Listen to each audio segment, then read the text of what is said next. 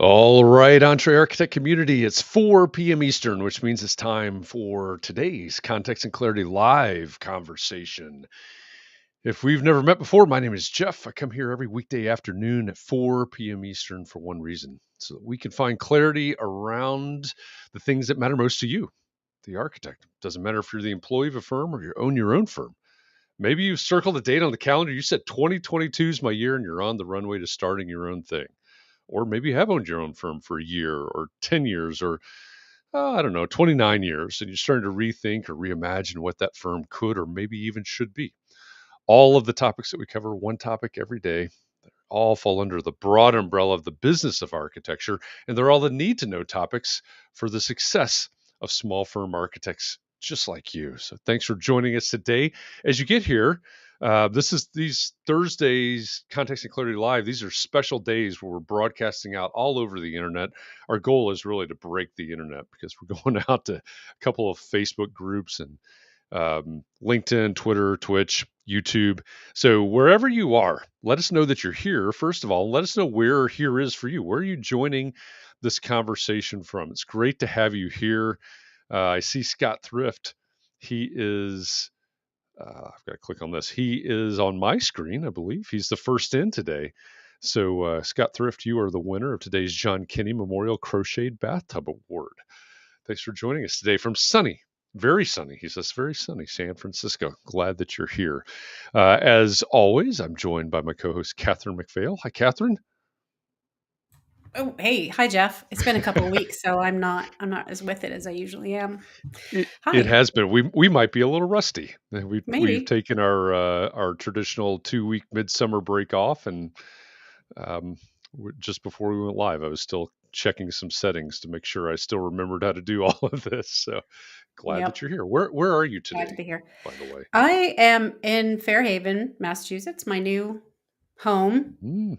My new home, yeah. So that's where I am with my old screen because the room looks way worse than any place I've been recently. New home, old screen. Yeah.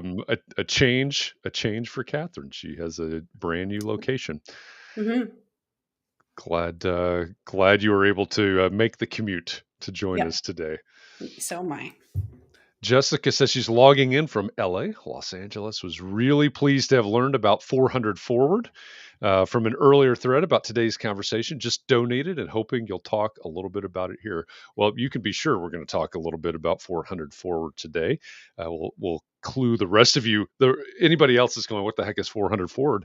You're going to find out. We're going to introduce our guest here momentarily. I see Kurt from Flint, Michigan, joining us over on Twitch. Kurt, welcome back. Glad you're joining us. Luciana, welcome. Thanks for the wave. From Maryland, Isra, hello there from the North Shore of ho there, hi there, ho there from Massachusetts. Hey Glad there. you're Hi joining there. us Ho today. there. Exactly. Yep. Glad you're with us today. And anybody else that's joining us, please say hi. Let us know that you're here. If you are over on Facebook, Whoops. I you're just turned it on and you turned it off. Oh, we hit it at the same time. There you go. Thanks. If you are over on Facebook and you're commenting away and your comments are not showing up on screen, it's because you're in a private Facebook group and you either have not given Facebook permission or your permissions have expired. There are privacy rules that, of course, we have to abide by. So the thing that you have to do to solve all of your problems is go to chat.restream.io/FB, as in Facebook. It's down at the bottom left of the screen right now. Just put that into your browser window, and with, I think it's 2 clicks, you can give Facebook permission to communicate with Restream, and your comments will start showing up on the screen. And your picture will, just like Melanie and Charlotte and Isra, and Jessica and others. So if you're on Facebook and you're going, hey, why am I not showing up here? That's what you need to do. Go to chat.restream.io/FB, like Facebook. And that'll solve all of your problems there. All I of think them. all of them, every single one of them. I think that is what, yes, that's what Jessica was asking about. Thanks for that reminder, Jessica. Again, we're a little rusty today, so I'm glad that you brought that up so we remembered. Nicole, welcome back. She says, hopefully that Restream reset works now. We see you, Nicole, from Arizona. Glad you're joining us today as well. All right. I know we've got some other people coming in, probably from some other places, wherever you are, whether you're on LinkedIn. Scott was on LinkedIn. Kurt was on Twitch. Looks like everybody else is on Facebook, but wherever you are, welcome. We're glad you're here. And we're looking forward to a really great conversation today. A lot of serendipity around this connection that led us to this conversation today. So let me go ahead and introduce our guest. Our guest today is a leader, a mentor, and a movement maker. She's trained as an architect and born to make change. She's the executive director of the National Organization of Minority Architects and the founder of 400 Forward, which Jessica mentioned just a couple of minutes ago. Tiffany Brown, welcome to Context and Clarity Live. Hi, Jeff. Hi, Katharine. Thank you for having me. It's great to have you here. We were talking right before we went live that Pascal Sablon, who many of you will remember because she was a Context and Clarity Live guest maybe 2 months ago. It's maybe longer than that now. Time flies, longer, but was it long? So I don't know, maybe a year ago, well, we sometime don't in know. the last year, I think. But I ran into Pascal and some others, in her group, and Tiffany was one. We were eating lunch at in Chicago at A22, and Pascal said, "Hey, you got to meet Tiffany. You got to have her on Context and Clarity." And hey, Tiffany, welcome. Glad you're here. That was a lot of serendipity. That's fantastic.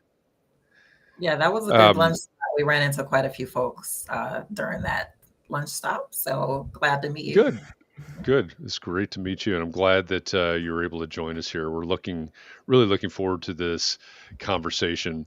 I think I said in a message earlier today that as we made the announcement that you were going to be our guest today, and all the social media goes out, there are a lot of folks from our community that were basically applauding. It's like, oh, looking forward to Tiffany, and some were classmates, and others that know you, some from the Detroit area. But a lot of people really psyched about having you as our guest today. So it's great to have you here. Great. I see Diego is joining us today on YouTube from Nicaragua. So welcome, Diego. And Graciela, hello from Long Island. Glad you're joining us today as well. As everybody else continues to come in, I really think that your origin story, I think it's important to set the scene for what you're doing, but I think it's super interesting in your journey from the very beginning to where you are now. So maybe I could start out the conversation by asking what made you want to become an architect? Well, going back to the beginning, I was not introduced or exposed to architecture as a profession growing up. I actually loved art. My mom and my dad, they both draw very well. I watched my dad draw a stick person with a flip of a book, just like run and do a flip and a jump. And I was little. I was like, I gotta learn how to do that. It's just a stick man. And then it led to my love for creative writing and had woodshop classes in middle school, and a lot of things just happened that ended up being something that contributed to my college experience in architecture. But someone from my alma mater, which is Lawrence Technological University here in Metro Detroit, came to my high school in 12th grade and talked about architecture. And so I did by then have an interest in the built environment and how it affected the places where we lived and learned, especially in my case, being someone who is from more of the urban end of things here in Detroit, where I was born and raised. And so how I could just, explore that and learn more about it. That fall, I started at Lawrence Tech studying architecture. So just it wasn't my, I was actually thinking I was going to be an animator and work for Disney, because by then I had drawn every Disney character, just involved in all types of art classes and things like that. So that was, I guess, my segue to architecture.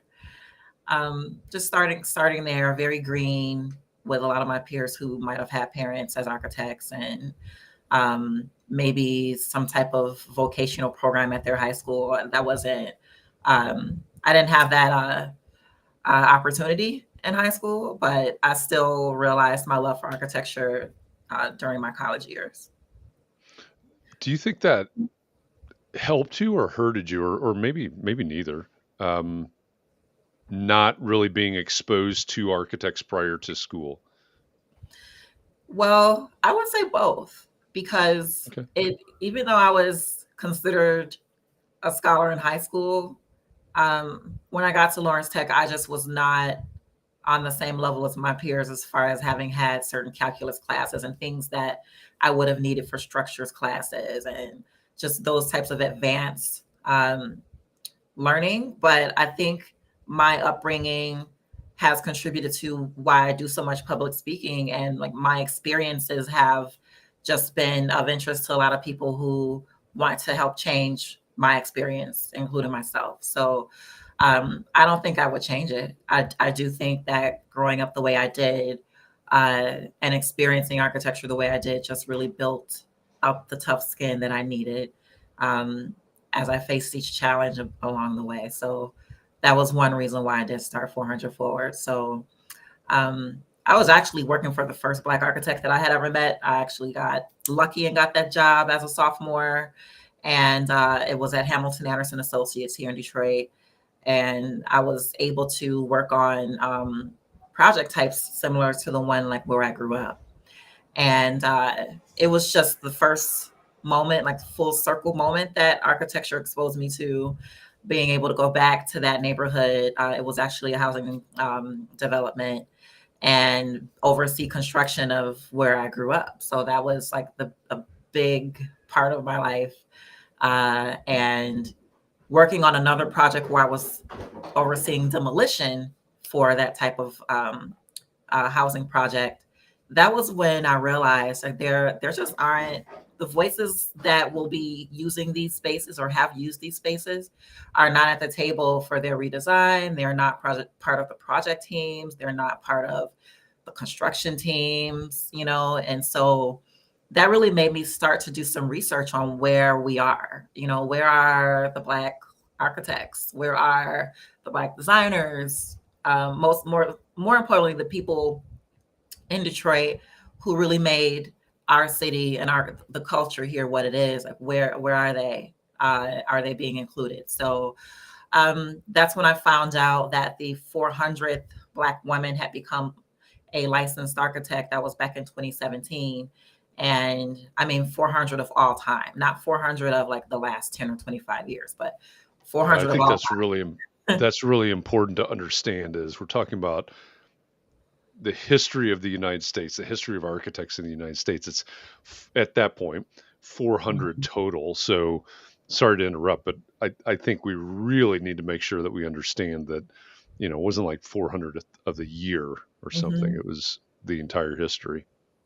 Yeah, it was just very shocking to me. It was something that really resonated with me. By then, I had done a lot of camp activities, just trying to expose kids to architecture, and just as an option for their future, to be the face that I was looking for growing up. And that's what triggered 400 Forward, the 400th Black woman becoming licensed.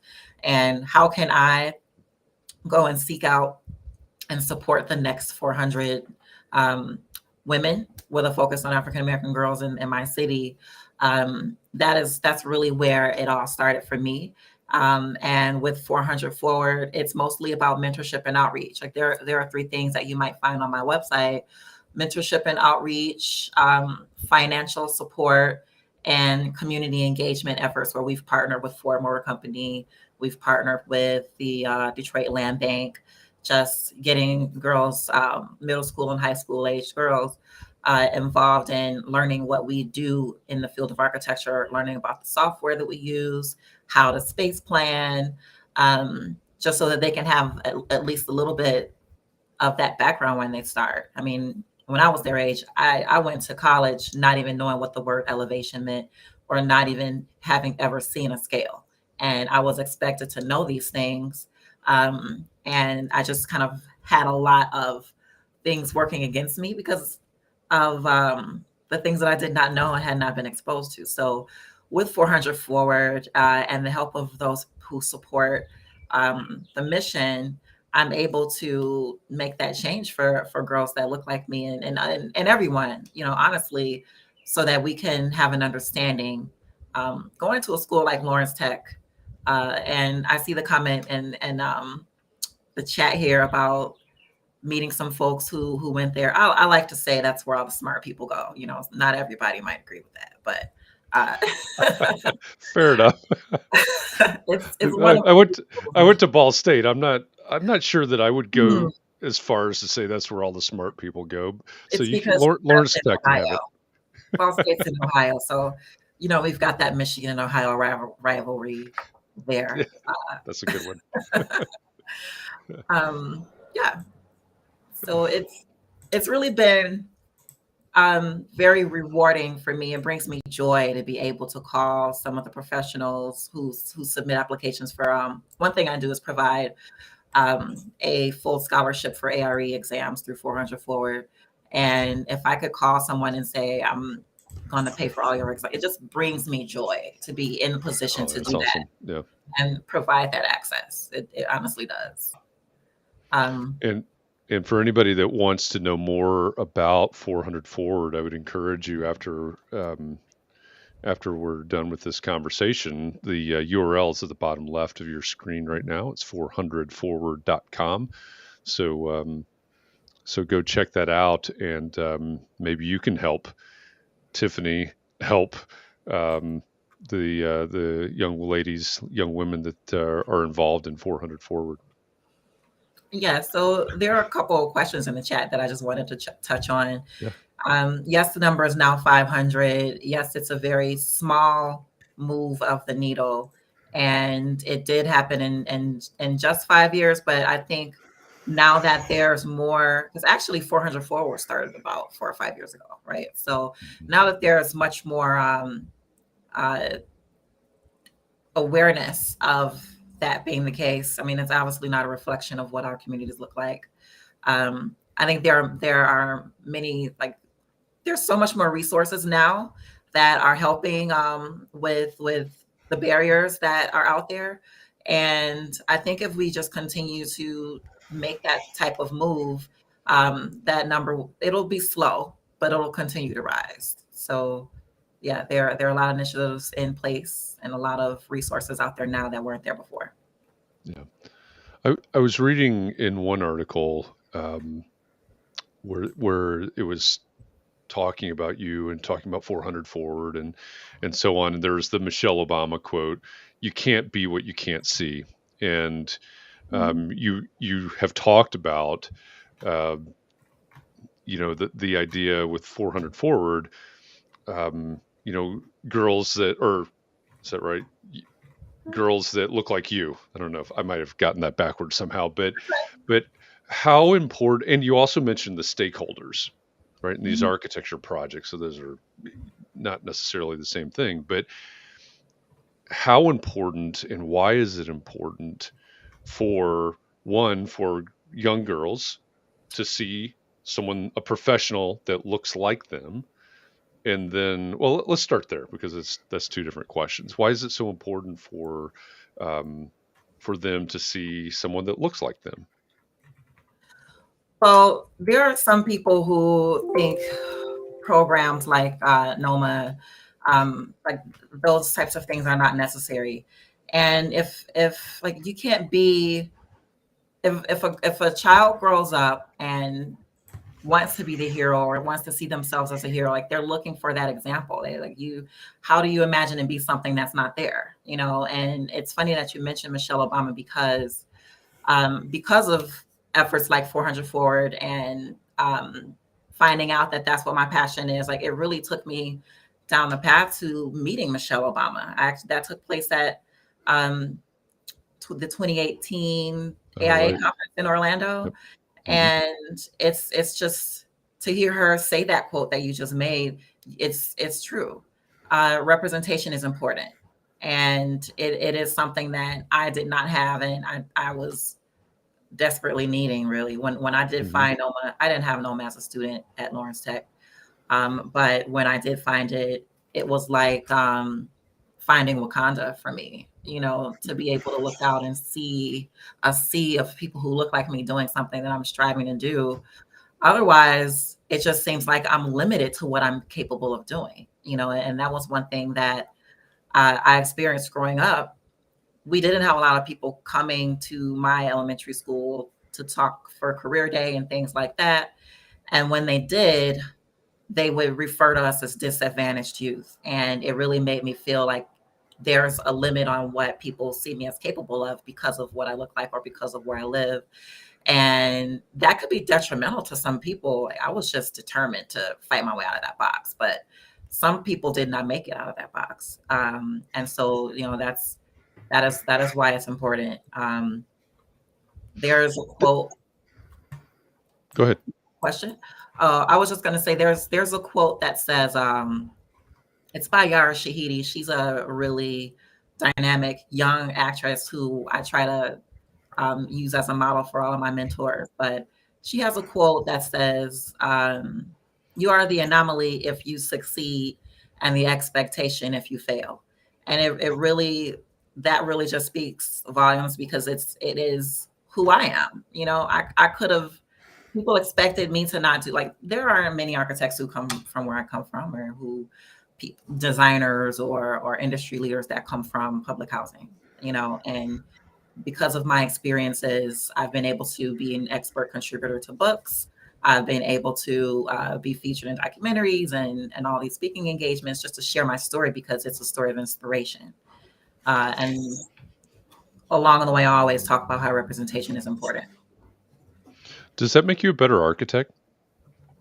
Yes, because one thing that I always really try to promote, especially being in Detroit, where we have this resurgence happening, and a lot of people in Detroit are being excluded from the new Detroit that is happening around us. I usually say a lot of people come here to design for our city as if they're flying into this city with capes to save us, as if like they need to save us, like we need to be saved. They're designing at us, they're designing for us, but not with us. And we are capable of having that voice at the table. We are capable of talking to architects about our experiences. And I tend to shift sides of the table here as a user of these spaces, and now as a designer. Yeah, makes total sense. And that's where successful architecture happens, where you're hearing from those who have experienced the most exclusion. And I really like to be the source of information for what's happening in the built environment, whether it be in public housing or public schools or just whatever, even healthcare, higher education. You need to include the users of those spaces. As you think forward, so you started 400 Forward, no puns intended there. You started 400 Forward 4 or 5 years ago. So if you think maybe 5 to 7 years forward, 5 to 7 years out, I think that means that some of the earliest participants in 400 Forward are probably on the threshold of licensure. Maybe it's a little bit, maybe it's 10 years, but somewhere in that realm. What if you can imagine yourself 10 years from now looking back, what do you just dream will have happened through 400 Forward by that point? I just dream that I could have built up a team of ambassadors for 400 Forward who could be resources for girls that have questions about going to college, questions about working in firms, questions about what it takes to become an architect. And that, because honestly, 400 Forward has just really been an effort of just me and my own time, and if I could just have multiply that by 1,000 and be able to stretch this out to, it's already a nationwide effort, but again, I'm just one person and there's only so much that I could do, but I just really want to stretch my hands out and embrace. And a lot of people tell me that I can't save the world, but I can't help but want to, and I know that we need to see the face of architecture reflect what our communities look like. And it's that's what the world is evolving into.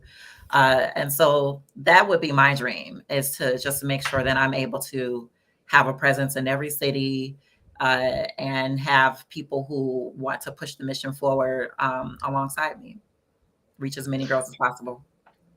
Yeah, you said something that is just tickling my brain all the time. There's this history, I suppose, of architecture, especially in the United States. At least, this is our context, right? This is our perspective, that architecture has been a profession of middle-aged white guys, or old white guys for that matter, serving generally the 1%. And you just said something, that it needs to reflect the society. It needs to reflect, our time, I think, as well. So can we talk about that a little bit? How does this work? What do we need to do in order to really develop a more equitable profession? And I'm thinking of that not only in terms of people working in, but people that we're serving as clients. What needs to happen?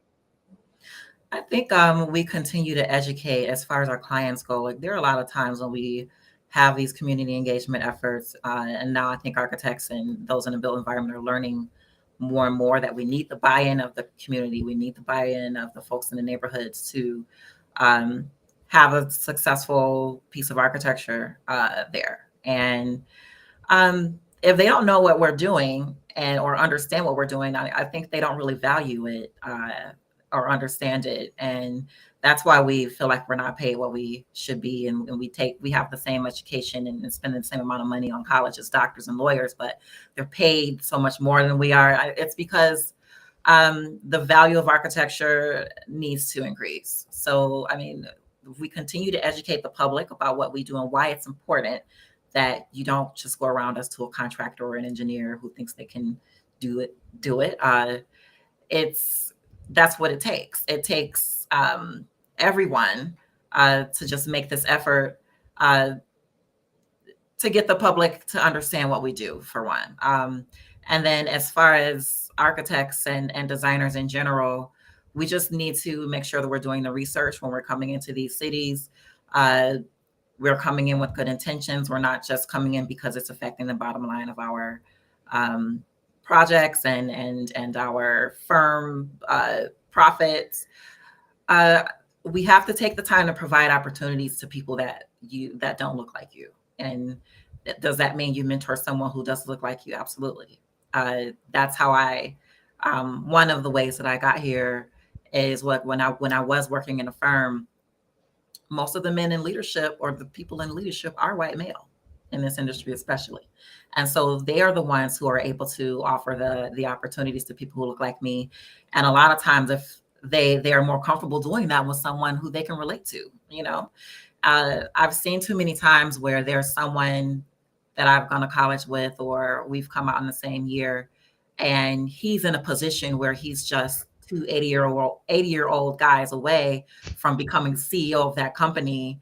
So the second they retire, but then there's me who has more education and experience than he does. I wouldn't get that opportunity, and I'm sitting there and I know that. And there are so many situations like that where we're either set up for failure or we're just not awarded the opportunity. So I became a project manager because I was given that opportunity by two white men at Smith Group.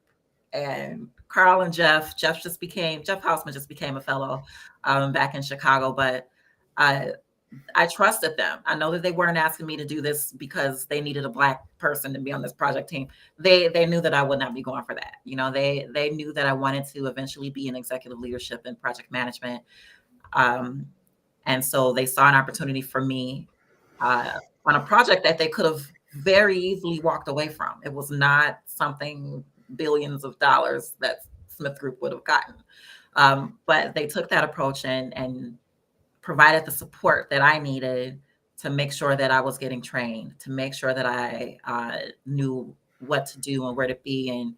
And they were my personal mentors, and so now to be in a position where I can write a letter of recommendation for Jeff on his fellowship, and like these things like are really the vehicles that got me to where I am. And that's why it's important to have you guys as our allies, because it's not us who make the biggest impact. It's going to be you guys that are in the position to provide those opportunities.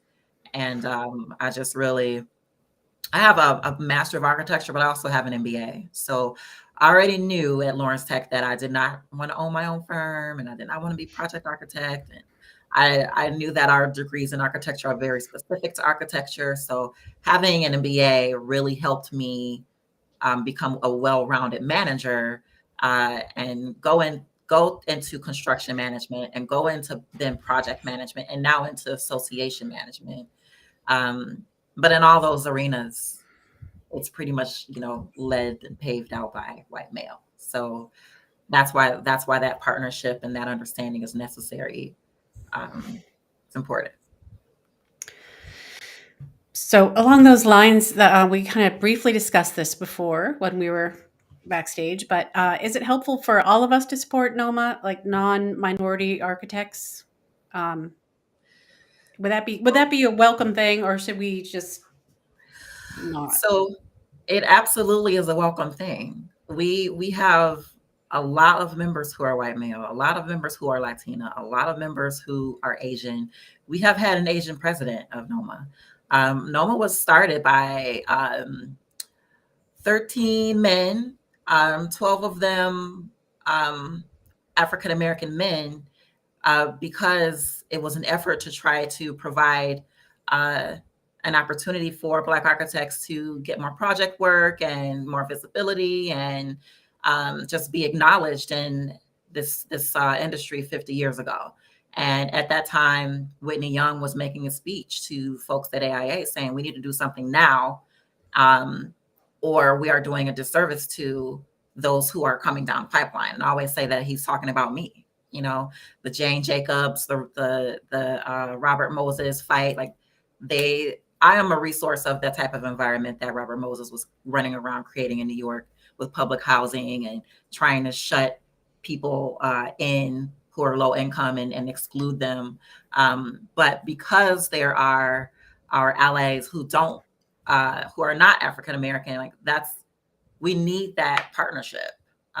And we have partnerships with AIA and NCARB, which is known to be, was recently on blast for having such a white male dominating board of directors. The NAB, ACSA, AIAS, those are the 6, and now that's including NOMA. Those are the 6 organizations who we call the Architecture Alliance that shape the industry of architecture, and none of them look like NOMA. Everyone's more than welcome to partner with us and be a member and come to our conference in October. It is in Nashville this year, Halloween weekend. The same weekend as the Venice Biennale, we're going to have a masquerade ball that is themed Venetian Carnival. So we have student chapters that don't have Black members. It's about who is wanting to partner with us to push our mission, and that is diversity, equity, and inclusion, and most importantly, justice in our communities. Okay. So how other than the minority aspect of it, and I know, to me, that's sort of the umbrella piece of it. How is NOMA functionally different than, I guess, specifically AIA? It's obviously different than NCARB and NAB, and functionally. But how is NOMA different than AIA? What are you doing that is what are you doing that's different or in a different way? So I think the scale of NOMA makes a big difference. Even at our conferences, you would be able to sit next to a Phil Freelon or a Gabrielle Bullock or even a David Ajay and meet them and learn from them. And you're not kind of getting swallowed up at a conference that has 20,000 people. I think another thing that we're doing is we have the representation, first of all, within NOMA to go out into communities and into colleges and to student organizations and show that representation that's there. We do a lot of that through Project Pipeline. I think Project Pipeline is a very unique program where we go into cities and we expose a lot of the youth to architecture as a profession and what we do with these summer camps. They go to middle. There's a question in the chat where someone was asking about going after younger kids. Yeah. And hey, someone's dialing in from Southwest Detroit. So that's Will Marquez. I got to say hi to Will. How you doing, Will?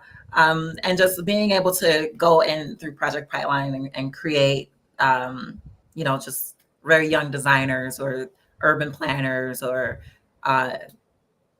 any type of design or anything STEM or STEAM related, we're able to reach that demographic that's missing from the pipeline. So it really is fun to just really talk to some sixth graders about how, for me, the example that I use is Roblox. Like they're all pretty familiar with that. They know Minecraft. They're creating a virtual world, and that's what architects do in 3D design, and Revit and everything related to BIM. And so they're kind of already exposed to it. I think there are some tight knit elements that NOMA has. Like we are very family oriented. Our conferences are sort of like a family reunion, like it's just a familial environment. It's very friendly and warming and just nice to see this demographic that is missing from what we really learn in college and in firm culture. Mostly European art and designers and architecture is what is beautiful and what is relevant and what is scholastic, So that's what I think NOMA brings is it's just a huge ball of that representation that's missing from the larger organizations. The efforts, the programs, the resources, like those are the things that we really are developing, and they've been most useful. Do you have any goals that are different than AIA? I would hope AIA has the same goals as NOMA does. Our mission just simply states that we want to ensure justice, equity, diversity, inclusion in communities of color. It's very specific to communities of color, and that's probably what makes us different from AIA. Sure. And that effort comes with everyone who has that mission in mind. It's that's our mission, that's our goal, that's what sets us apart from AIA. That's a good question. I'm not something I've been asked before. Well, where do we need to push harder? Whether we're thinking about NOMA or AIA or anybody else, and I'm not trying to pick on AIA, as a member for a lot of years, there are always areas where we can work harder and we can improve and we can push further. What areas do you see? It's 2022. The world has changed a lot in the last 3 years. In a lot of respects, I believe the world needs to change a lot more. Are there areas that you think, whether it's AI or NOMA, again, I'm not trying to call anybody on the carpet, but are there areas where we really need to push harder, faster? I would say access. I think AIA and along with the other alliances control what architecture is and looks like, and who is able to become licensed and who is able to graduate one of these accredited schools of architecture. I think there are a lot of systems in place that were designed to filter out and exclude. And I think AIA and NCARB specifically are doing the work to try to look inward and see what biases are there, look inward and see what they can change, look inward to see, as industry leaders, what they can do to show other organizations and other industries and the firms and the schools what to do, because a lot of people follow their lead. And one thing that I think was impactful was hiring Lakeisha Woods. And I didn't think AIA was ready for that type of change. When AIA was looking for the next CEO, I knew, you know, it might be someone young. It was going to be something new and fresh. I did not think it was going to be a Black woman. I didn't think their membership was ready for that. And I'm also a member of AIA, so I would say ours. I was definitely devastated and surprised and pleased to see that announcement. I was shocked, and it was just warming to me to be able to see another executive director and CEO who looks like me at AIA in that role. So it was just very meaningful. And I remember when I first met Lakeisha, we went to dinner when she first started, and we were talking about how iconic it would be with Pascal and the newly elected 2024 elect Kim Dowdell, those two Black women in position of presidencies at our organizations, along with Lakeisha and I as CEO and ED. You know, it's never happened before. It's historic. It's inspiring. It's something that, you know, it's just, I'm excited, you know, and I know that different organizations have different paths to leadership. NOMA has a specific path to leadership of our organization. So I think NCARB, now having more conversations with NCARB where they're trying to find out what they can do and they're putting their work behind it. They did just elect about 5 white men to their board last month. But this is the pool that, this is what the pool looks like, that where their presence and their leadership comes from. And eventually we will get there, but we're learning more about, or trying to get them to understand that they need to be more, someone says NCARB needs to go away. They and I've lost my train of thought because that's funny. I mean, I've been working very closely with Bayless and Mike, who are the president and the now president, and Alfred, who's the immediate past president. Mike Armstrong is the ED there, and they're like, we've been able to tell them, you need to be more transparent about what the process is. You need to be making sure that if we are able to get some folks on to your board at the state level, because that's where it starts, that they have the support they need to continue to climb that ladder. And NCARB doesn't feel very welcoming to people in general, you know, and that's something that they're trying to work on. So we've got a major project with them called Baseline on Belonging, where we're trying to really dissect and understand what NCARB could do specifically to help NOMA members. And it's not going to be an immediate change, but it's going to be some very focused and intentional actions and solutions. And that's what I would like to see both AIA and NCARB and everyone else who leads this industry doing that.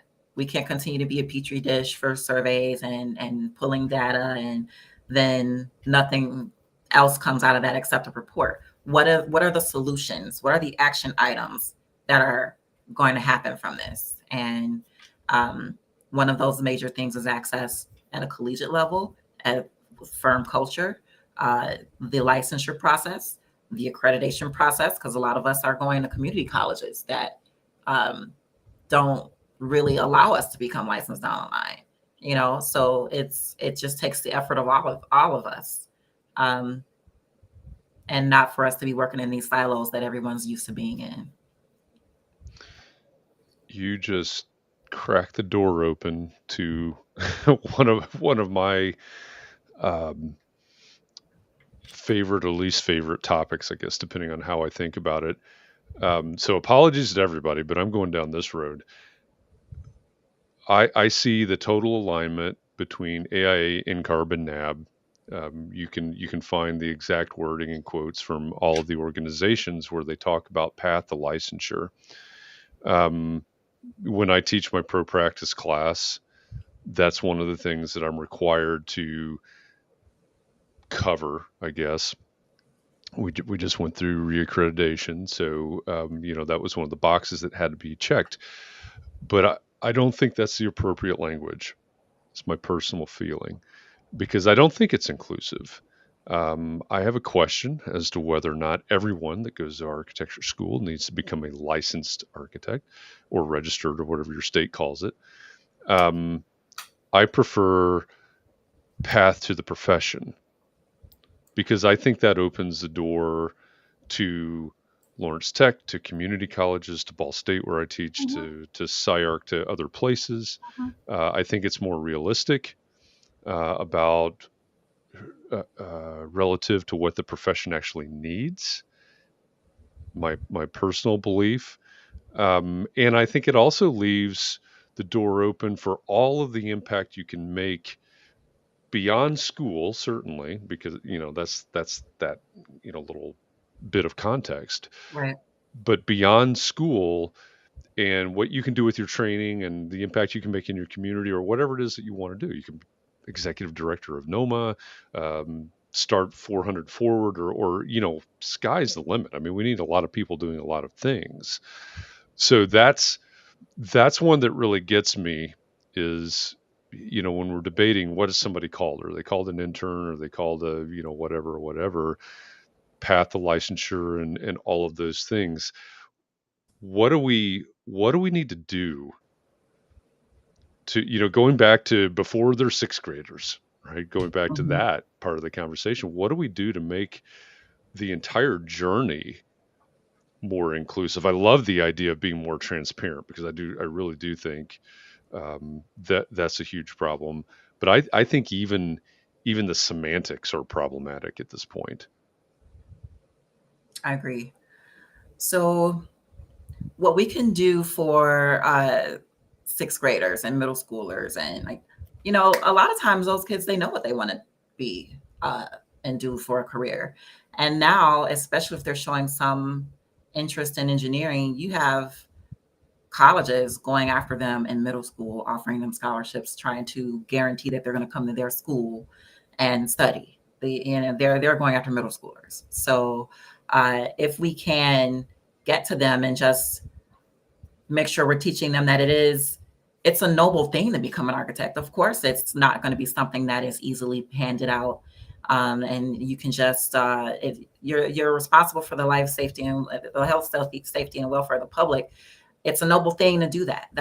It feels very elitist to be an architect and study architecture. It feels very, like, people see us as unapproachable. People see us as way up here and not being able to be reached or touched. And it's something that they're not capable of doing. There are times when I felt that way in college, that it was not a reachable career for me.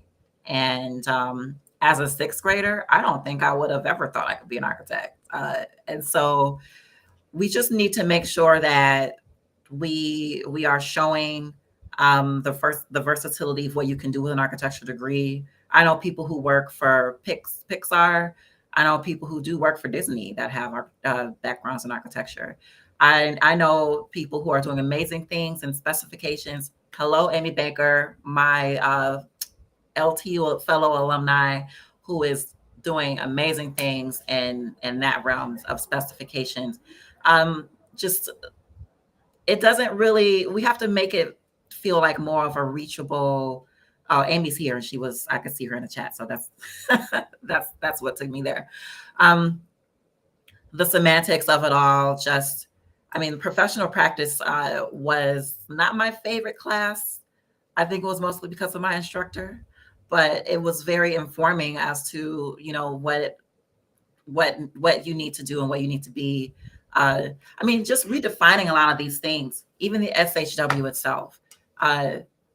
That's a requirement to the path of licensure, right? So um, the people who experience the space should be the experts of like who are deemed the experts is part of the semantics that I'm concerned with. Just not even learning about a Black architect in college, you know, at all. I mean, when I met Rainey Hamilton, I was in my 3rd year of college. He owns the firm that I got the job at, but um, you would think that it's just so simple. When people ask us these things, it really for us is about making sure that it feels it's an industry or a profession that helps you feel like you belong. There are a lot of times where I didn't feel like I belonged in this industry, you know, and I was made to feel that way by instructors.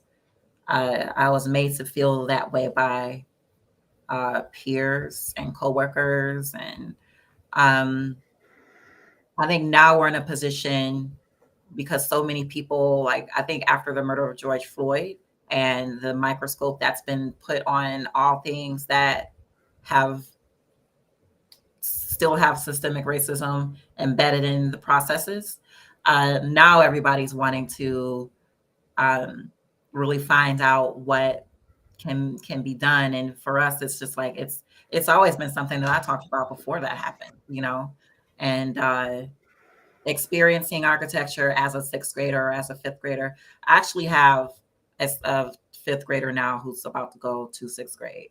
And she's been exposed to lawyers and architects and engineers, and she knows my friends, and these all these folks are people who she's had the ability to meet and be around and learn about what they do. That wasn't the case for me, you know. So now we're in this position where we don't have the talent pool where everybody wants to diversify. Everybody wants someone to come to their school and diversify their student body or their firm. Um, but it is those folks who are graduating college right now that are going to make that change and make that difference. And graduating high school, they are the generation that is going to populate this pool that we need. If we have more instructors like you who understand that and who care, because there are some that do not. They feel the opposite of what you feel. They don't mind. Yes. Oh, I yeah. was at an NCAR meeting, their annual business meeting last month. This is the first time or second time that NOMA's been at this meeting. And someone stood up at the microphone and basically said, you guys, like, basically, I feel like he was saying that we are being treated as victims and acting like victims. And just some of the feedback I got from being in certain environments where they feel like diversifying our uh, profession means lowering the bar, and that's not the case. I Right. was I was at a school where no one came to my school to talk about architecture, but I was that one person in that auditorium that recruiter spoke to. All it just takes is one person sometimes. That person was me, you know? And it doesn't mean you need to lower the bar. It means you need to provide the opportunity and really stand on your word and put your money where your mouth is, or your effort where your mouth is, and be there to help make that change and drive that change. So I wonder if I answered your question, because I kind of went on some topic there, but You no, it's I really appreciate what you're talking about. And you said um, you talked about architects not seeming as like they're approachable. And you went on to talk about it in the context of the 6th grader and even 6th grade you going, oh, I can't imagine being an architect. But I wonder, if we flip the script on that a little bit and talk about the stakeholders in a project, right? If we come back to that context, is is that something? I to me, I think that's something that the profession struggles with all the time. I don't. why would I hire an architect? Oh, I don't know any. It's sort of the same conversation in a way. I don't know any. Oh, they're really expensive. Oh, there's all the stereotypes. So, in terms of architects being approachable, you've mentioned public housing projects. I lived in Chicago for 20 some odd years. We had Cabrini Green, we had Robert Taylor Homes, um, infamous places. Mhm. When you have those environments and stakeholders and that although those two don't really exist in that form anymore, but when you have those types of environments, stakeholders from those types of environments, and architects seem unapproachable, that seems like a huge problem. Yeah. So how do we is there anything that we can do, and maybe this is it. I mean, maybe the evolution of the profession in what it looks like and everything else, maybe that's the answer. Yeah. But what do we need to do to make architects seem more approachable, and maybe getting to your point of the value and the success of projects? So there are a lot of developers that want contractors to lead projects like housing developments. And um, I think that one thing architects should do, I know back in the day, the architect was a master builder. The architect was the one who did the construction documents, managed the construction, sometimes executed the construction. And I think it's safe to say that AIA has, let me see how I can word this. The documents that AI requires kind of creates this adverse relationship between architects and contractors where we are pitted against each other and we're looking over each other's shoulders. And they really see us as just we're just here to make their jobs hard and make projects hard and create codes that can't possibly be reached. And it's I think there's that. I think if like I really want to hire a contractor who is familiar with architecture, or more importantly, hire an architect who has experience in construction, and I think that might make us more approachable because contractors don't really have the rigorous um, educational like requirements that we do. And so they really see us as elitists also. And I think that's one thing that could be humbling is making sure that we're able to work with the public and we're not in the office in front of the computer only and really building the building from our desk. We're out and we're with people and we're in the community and we're in the neighborhoods and we're with the clients on both ends of things. So, that's really been my experience as someone who grew up in public housing and then oversaw construction and demo public housing and has been in construction management. I think it's going to take us to go back to being master builders and really taking a better understanding of like what should be required to be successful in this industry. Like, are we really filtering people out? I think we are. I know we are. It's that the population says we are. And hi, Harold, by the way, another of my classmates, Harold Remelinger. I didn't know so many people I know were listening to this. They're here. I told you that I've been getting all these messages. They're all here. It's your class reunion. Yeah, it is. So yeah, LTU was and still is a big part of my professional development. I've been an instructor there for a senior design class, and but I think conversations like this is also what's going to help Jeff. Just I think the storytelling element of things, I'm a really huge advocate for that. Making sure that like that element is there to really just bring us back to conversations. And the more people who can hear my story and just kind of hear of things from my point of view, it is going to help with the way that we approach our projects. And I talk a little bit more about this. And I have a friend named Kat Holmes who's really impacting the industry of user the user experience, whether it be gaming, whether it be like she's been at Google, she's been at Salesforce, she's been everywhere. You know, she just put out a book called and everything in tech mostly, but it's called Mismatch: How Inclusion Shapes Design. And I have a chapter there called With and For, where we talk about 400 Forward. She came here from Seattle. I took her to see the good, the bad, and the ugly of what Detroit embodied. She really got down to the nitty gritty of doing her research and trying to understand how she could make an impact in the inclusion space. And some of the things that she touches on in that book, just to give some answers on how to approach things as far as my story goes, is seeking out points of exclusion as one of them, identifying situational challenges. That could be really done by just talking to me about you might have a student that's never even been on a college campus before, and the student is in your class now. Right, that's right. that's a situational challenge that knowing that, or at least understanding that, you might be able to better help that student instead of telling that student maybe architecture isn't what you should study. That's actually happening. It happened to me not that long ago when I was in college. It happened recently to one of my mentees who's in a grad school program.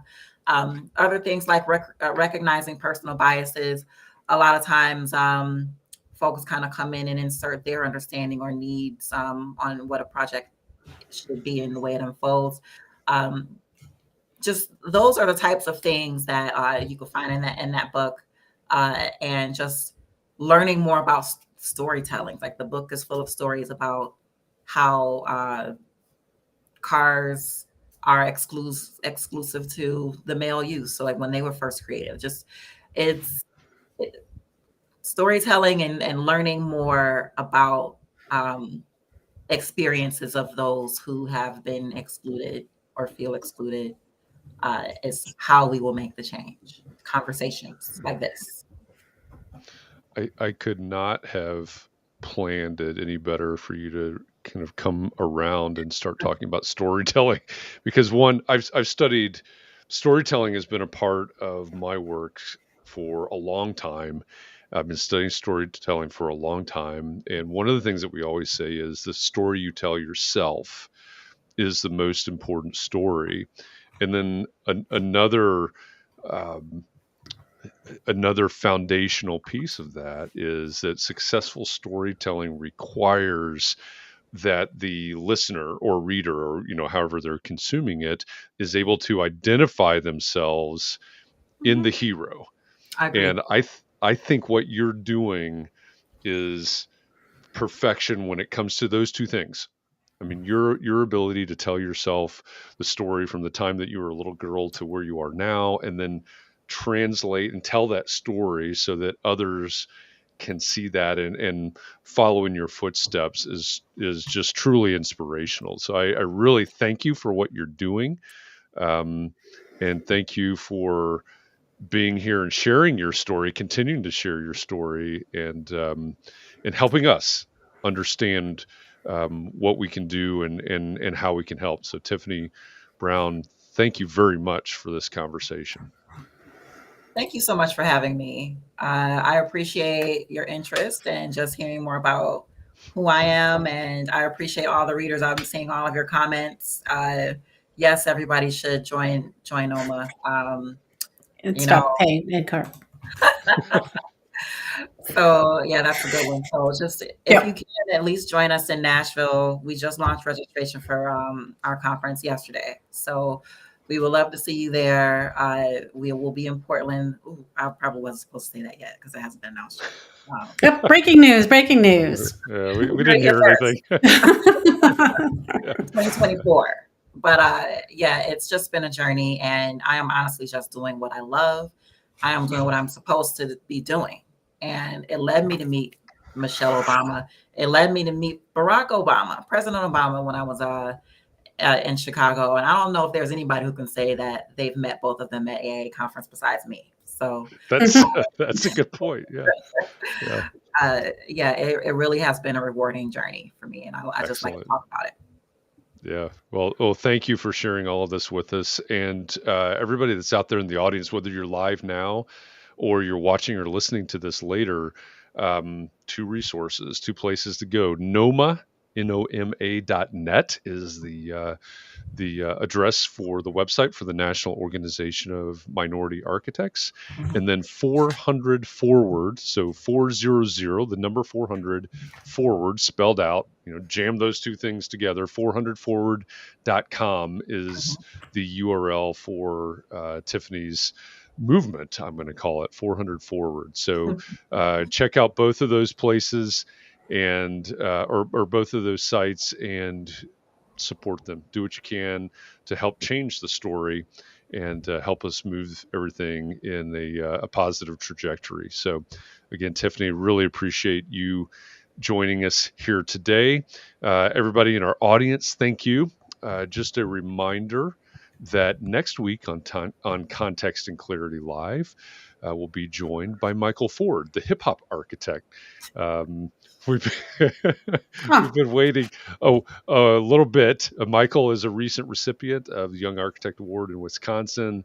I think most famous as hip hop architect, but that'll be another fun and exciting conversation. So join us for that next Thursday. And between now and then, of course, we will have our daily Context and Clarity conversations where we explore what matters most to your success in the profession. So thanks, everybody. Appreciate each and every one of you. Thanks for all of your comments, for being here, and for sharing all of this as well. Be well, stay safe. Please take a little bit of time to breathe, relax, find some way to rejuvenate, because we do this every day. It's a long journey. Thanks for going along it with us. Thanks, everybody. See you next time.